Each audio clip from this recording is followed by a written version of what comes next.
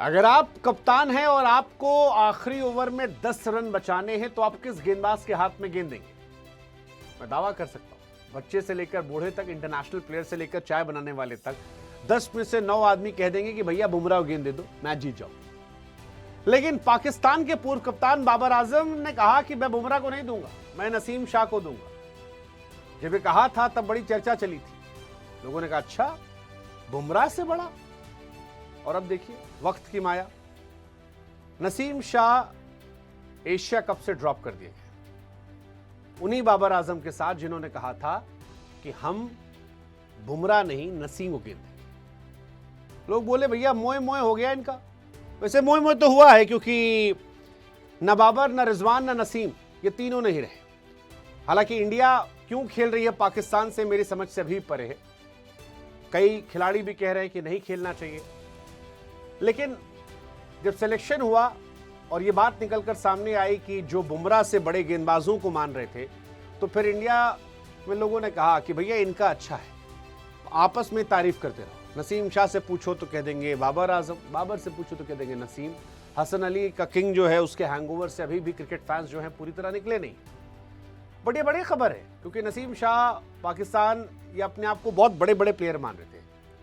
फिर टेस्ट में डाउनफॉल आया, लोगों ने कहा कि यार T20 फॉर्मेट में they are good team, but आज T20 में भी अगर इनकी रैंकिंग देखेंगे तो फिर वही गाना इनके लिए याद आएगा कि सपना टूटा है दिल मगर जलता है, हाँ थोड़ा दर्द हुआ फिर भी चलता है। जसप्रीत बुमराह से बड़ा गेंदबाज नसीम शाह को बताया जा रहा था, और आज ना नसीम है, ना बाबर है, ना रिजवान है। कोई पिटने की वजह से बाहर हो गया, कोई रन ही नहीं बना पाता इस वजह से बाहर बैठा है, और पड़ोस से आवाज आ रही है ये दुख खत्म क्यों नहीं होता भाई। हाँ सच है यार, मतलब जसप्रीत बुमराह अनडाउटेडली किसी भी क्रिकेट फैन से पूछो, मैंने इंग्लैंड जाकर कम से कम 10-12 खिलाड़ियों का पॉडकास्ट किया, और वो बड़े बड़े प्लेयर थे। मतलब हाशिम अमला जैसा प्लेयर रहा, क्रिस गेल रहे, एबी डिविलियर्स रहे, और बहुत सारे खिलाड़ी रहे। उन सब की तरफ से जब आप पूछो कि greatest bowler right now, they all used to say it's Jasprit Bumrah, कोई नहीं है दूर दूर तक। लेकिन बाबर नसीम शाह को कह रहे थे, और आज देखिए T20 फॉर्मेट जो सबसे तगड़ा फॉर्मेट जिसके लिए आए थे। देखो टेस्ट क्रिकेट में नसीम शाह एवरेज बॉलर है, एवरेज बॉलर। पाकिस्तान ने बीते कुछ सालों में टेस्ट में थोड़ा बहुत जो अच्छा किया है वो उनके स्पिनर्स की वजह से अच्छा किया है, उनके तेज गेंदबाजों ने कुछ नहीं किया, उनसे गेंद नहीं फेंकी आती।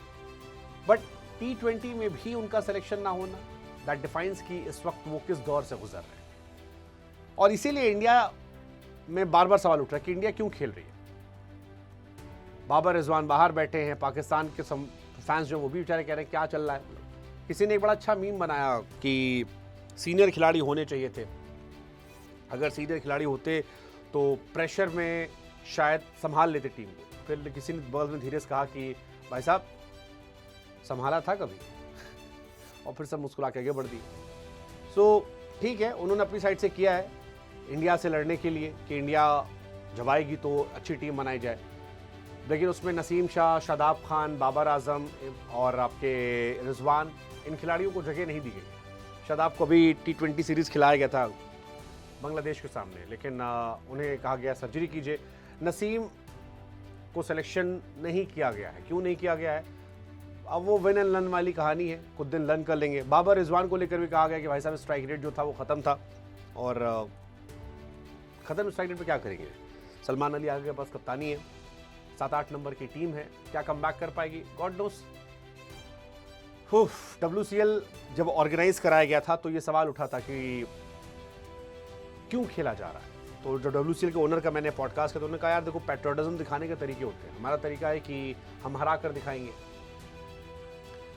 बट आज इंडिया में कई सारे एक्स प्लेयर्स ने कहा है कि खेलने की जरूरत नहीं थी। हालांकि बाबर और रिजवान का बाहर बैठना ये भी हैरान करता है कि एक जमाने में बाबर आजम की तुलना दी ग्रेट विराट कोहली से होती थी। कहा था कि यार विराट रोहित से बड़े खिलाड़ी बाबर बन जाएंगे, और आज हालत ये है कि आपको ना टेस्ट में जगह पक्की है, ना ODI में जगह पक्की है, ना T20 में जगह पक्की है। और T20 में कहा जा रहा है कि भाई टेस्ट कौन खिलवाएगा। वैसे सही भी है, मतलब अगर इंडिया के पास अभिषेक शर्मा, संजू सैमसन जैसे प्लेयर है, इंडिया में शुभमन गिल का सिलेक्शन नहीं हो पा रहा, जायसवाल जैसे बंदे का सिलेक्शन नहीं हो पा रहा,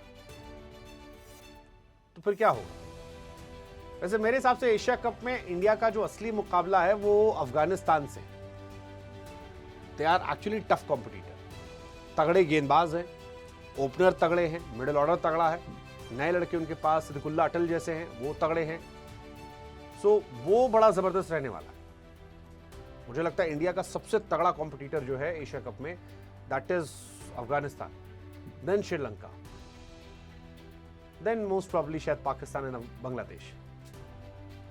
हाँ, यही शायद मेरे हिसाब से। आप बताओ ना यार कि इंडिया का सबसे टफ कॉम्पिटिटर कौन है? मुझे लगता है अफगानिस्तान, बिकॉज एक उन्होंने इंडिया को हराया नहीं है, they desperately want to win against India.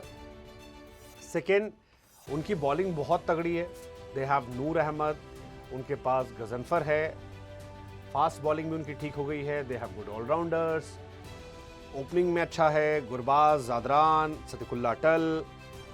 So power pack team है, unlike Pakistan. And again it's a theory यार, अब पाकिस्तान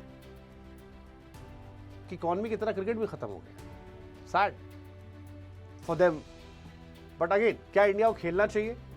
मतलब I am quite uncomfortable making this video, but India खेल रही है, चर्चा चल रही है, तो बनाना पड़ रहा है। What's your take? Let us know, बताइए आप।